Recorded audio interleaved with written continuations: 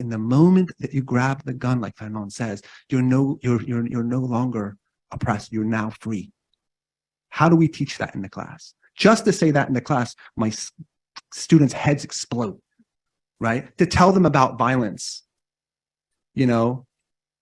as a revolutionary tool, as sometimes a revolutionary essential. We actually need to crash the U.S. settler state, which has incredible reverberations and literally strangles the tentacles that are reaching into the Israeli state. So we must stand with the armed resistance and work right now to end this impunity by disrupting the flow of weapons to Zionists. Because trust, the armed resistance will defeat Zionism if it was open battlefield. Yeah, I've been humbled since October 7th, particularly being in community with folks, particularly when you're someone who has been doing this work. Why stop? This is a profound moment for us, right? And we need to dig in and go harder. I think putting our bodies on the line sometimes to protect those who are more vulnerable, right?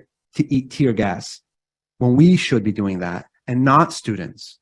I think that's essential. So we have to struggle to crash things here. And my students were very, very clear about this. We have to struggle for indigenous sovereignty right here on Turtle Island. Like there's no way around it. And there's no looking past it at this particular moment. When that comes time to the university saying, retract that or get fired, I'm confident in myself that I will make that right decision.